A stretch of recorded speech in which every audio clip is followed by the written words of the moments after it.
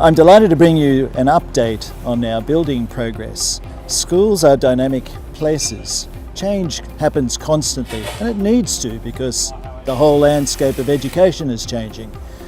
In order to respond to that, over the last several years, we've been working on a detailed master plan. It's my delight now to bring you up to speed with what's actually happening in our master plan. I'm standing here on the site of our new preparatory school, a permanent site at last for our students, joining us from the other side of Clark Road, here to access the rich resources of the Barker campus. In a moment I'll tell you a little bit about the progress here. During the recent school holiday, however, many other things took place. Adjacent to our middle school quadrangle, we created 4 new iSTEAM classrooms. These are intended to provide space for a new emerging approach to learning, which takes science, technology, engineering, mathematics and the arts and puts them all together in a very creative new space. We're delighted with the progress that's been made. In addition to that, we relocated some lockers and placed students in an area where they could be comfortable to access their materials but enjoy the shape of the rest of the school. Over in the Kefford building, we felt it was worthwhile reorganising space a little bit to maximise the availability of teaching spaces. To that end, we created an additional 8 new classrooms. Traditional teaching can occur in those spaces, but also there's some space for breakout and for the kinds of collaboration that we think make for a 21st century learner. We've changed our library. Once upon a time, libraries were simply about a storehouse for books and the custodianship of those books in the hands of adults who controlled their usage. That's all changed. Today, IT and traditional text are brought together in a confluence around what we're referring to here as iCentral. The iCentral allows us to enjoy the purpose of a library as a gathering place to think, but also allows us to access our needs being met right in situ with some skillful people who know exactly what to do to make sure that our IT is serving our purpose. The opportunity also came for us to do some new landscaping around our chapel. The welcome tree is a special and much loved place now. We've improved the sense of landscape to allow students a place to gather and sit. Here in our junior school, we took the opportunity over the school break to improve our canteen, make it a bit bigger, make it a bit more comfortable for our volunteer parents and more accessible for our students to get what they need at recess and lunchtime. And as you can see behind me, I'm standing here on this wonderful new top deck of our permanent preparatory school. I'm actually standing on the bridge. Soon there will be a new bridge that will be hoisted in, built off-site and used to connect directly between the new preparatory school and the old Copeland wing. We're very excited to see that happen.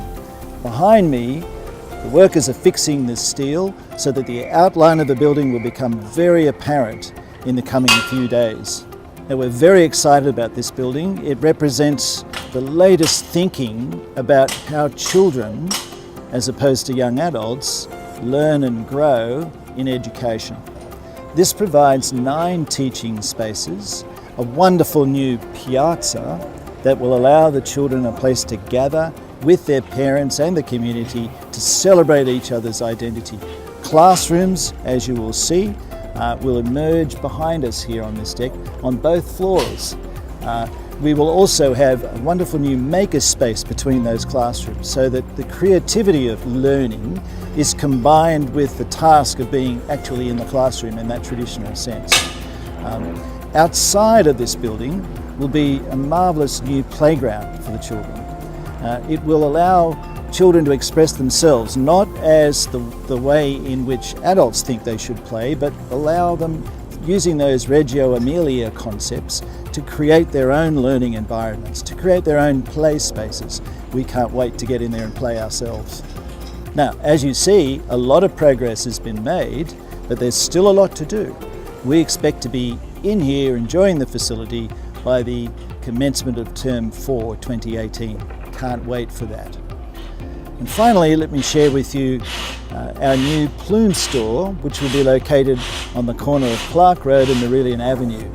That's been relocated in order to provide a new space for our sports and learning precinct, about which I'll tell you in a moment.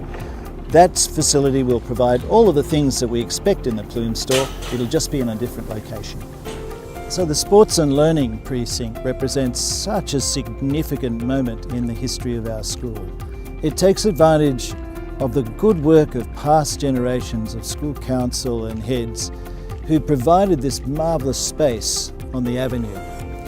We will remove all of the existing buildings, clean up the site, excavate, and in its place set a really significant structure that we believe will take us forward for the next 50 to even 100 years. It will provide 5 basketball courts, all of them according to FIBA standards, constructed in a way that can host not only our own needs but also invite the community in to enjoy the facility as well. Courts 2 and 1 will be more of a show court where we can host the larger games, the games with higher profile. That will provide seating for our guests, for visiting schools as well as for our own families. Adjacent to those new sports facilities will be 12 marvellous new classrooms which will enjoy this splendid outlook across Rosewood. They'll pick up some of the lovely airflow that goes from the northeast across the oval. It will enjoy the sense of district and distant views. It will enjoy the activity of sport happening inside and outside the building. It will be a community facility in the fullest sense. Underneath the building will be some much needed car parking.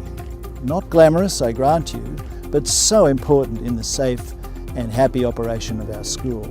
We'll replace our strength and conditioning room. We'll provide some spaces for some spin classes. We'll actually provide also some spaces for gathering, for meeting. Even the whole school can assemble there. Even if conditions are right, we could gather as an entire community, even for celebration, inside this space.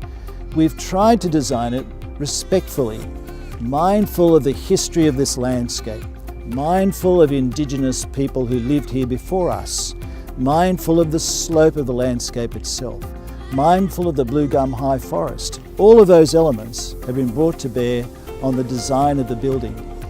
We expect it'll take some time to do, but by the beginning of 2020, we hope to be in there teaching and playing.